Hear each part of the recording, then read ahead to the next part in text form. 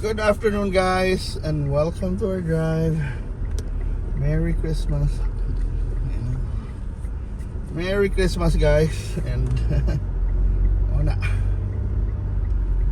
it's Christmas Day and we're out on the streets because we're gonna feed our dogs some Christmas goodies. So, Mike, kumusta man ang inyong Pasko? Who were with you? Lami ba yung ikaon? No, diba? What were your food? Were Christmas food, diba? So, kumusta man? What were you doing today? What did you do with your family?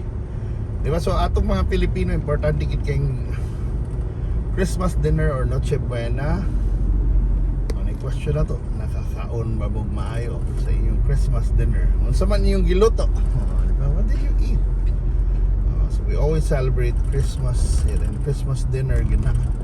And sometimes ang family na yung mga mini reunion, Christmas lunches, Christmas breakfast.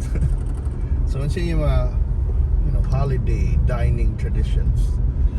Wala kami, wala nag Christmas dinner may gabi simple lang namin mga ham, namin mga liempo.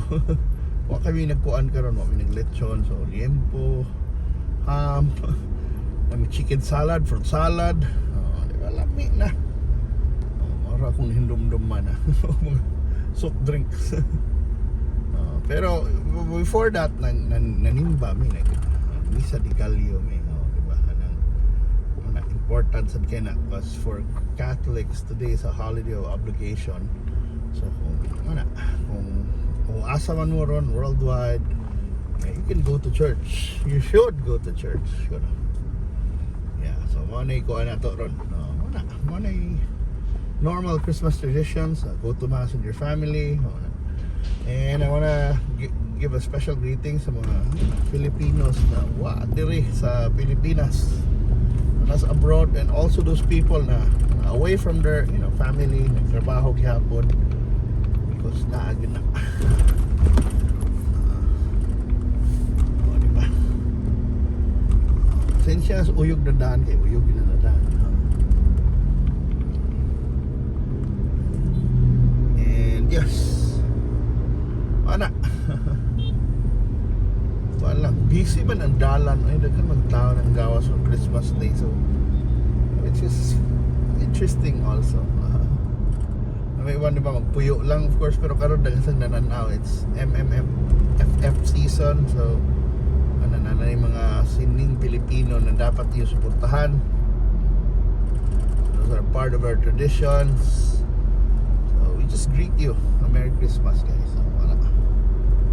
Sensya na yung uyog-uyog na drive, but yeah, it's a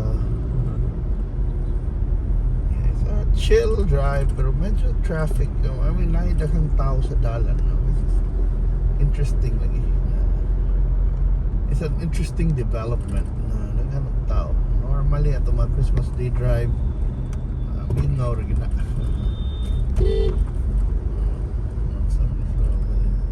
Balinog Lane, padung sa El Curso. So daghang nanood dito na sa El Curso.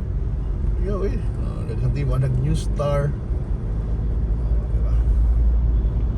Pero mana tinglaag na noon. Diba?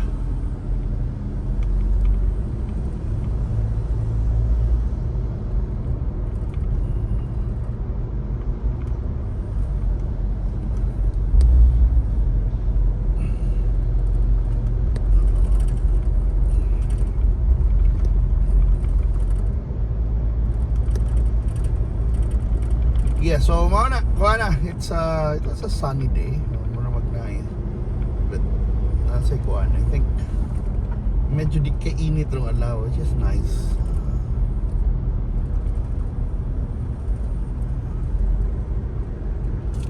So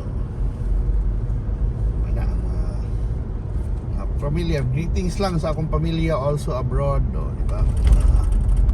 In-laws as well as my family, akong mom, akong brothers, nasa and their families, nasa Australia, nasa akong family sa Bohol. Kung maminaw sila. So come on, who do you want to greet a Merry Christmas? You know, just put them on the comments, di ba? Special shout out na lang yata. Wait, shout out sa inyo mga Kalaminians na padayon sa pagpaminaw na pagtanaw.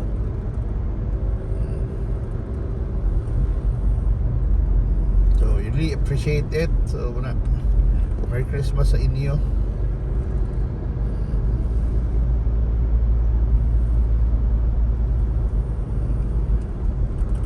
So yung SMC side, nagkan kayo. And karon na natin yung mga lights. Matad pa sa kumigo kung ano kayo lupigan ko those lights sa mga Lapu-Lapu Mandawi. Well, oh well, no, di man hilig og aesthetics atong mayor but kuan sana, you know, gasto ba ya sad na mo kuan mo magpalampos ay kada magpakuan mo light dire ba. Anyway, mas napay daghan na gastuanan ng syudad. And also there are ways to find sponsors, I guess. So ana, and I think karon lisod kay mga sponsors kay naman sa Sinulog which will have more sponsors niya. Diba? Dito nila mga sponsorships i-add to. So muna so karon ang atong conclusion lang, we were gonna ask, you know, diba, what's the thing that you're most thankful for this Christmas? So, okay, of course, diba, a lot has happened over the year, I mean, good or bad, but I think there are so many things that we can be thankful for. And you know, I'm pretty sure you have things in mind. So sabi mo top 3 na things to be thankful for this, you know, this year, this Christmas holiday season, this 2025. Traffic man, kayawan eh. Sabihin the mall goers na morning hindi may nag-cause of traffic ba sa left side ba tanawa. I guess they have a lot of things to be thankful for mo na. They're out and about karong Pasko, diba? Pag funny kayo na. And I guess that's a good sign actually. Kung naglaag mga tao ba, maybe I guess may rason para maglaag. It's time to spend, you know, they're spending time with their family, friends. They're going out. Maybe you're not like sini, maybe laag sila or magbisita sila somewhere in a familia, going south or mag-road trip na sila. Di ba, going somewhere. Di ba? Yeah, because it's Christmas Day, di ba? So they may be celebrating in their own way. Nindot ba isuro sa Pasko, especially sa mga bata sa una, di ba, kadaghan kita ng dawat sa itong mga ninong-ninang kwarta, di ba, ato na igasto Waldes, di ba, so muna itong wala lang ay sa kalimot, di ba, na you know, you can spend money but also iwan mo ng kalipay ba, pero you know, pwede sa di mo magtigom ng some part of it para you know, kuhaan ba, kasi kung dakang kwarta mo impulsive ka, di ba, pero it's good for the economy. And I think based on my observation, I think it was a busy Christmas season. Dagaghalin ang mga tao, daghag na malit, nagkakaroon ng hanang laag. So I guess in a way you can say na marabag naka-recover na ta sa mga challenges sa 2025, and people are, you know, somehow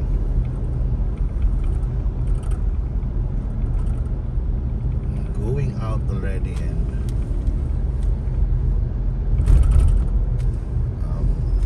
you know, having a normal Christmas.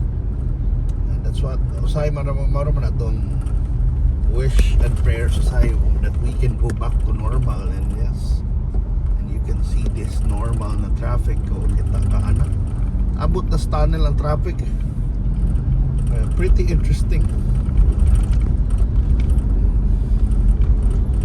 Diba? So when we go out of the tunnel naman, and I light at the end of the tunnel, we will end this trip na. Pao na itong kuhan lang man. Atong walang final message is there's light at the end of the tunnel, whatever tunnel you're in right now. We hope and pray na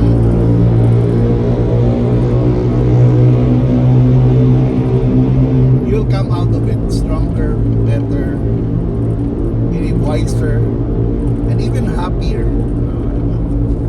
Sometimes mo na lagi Ginoo will give us gifts, very surprising gifts. Always appreciate the small miracles that you receive. And Merry Christmas, everyone.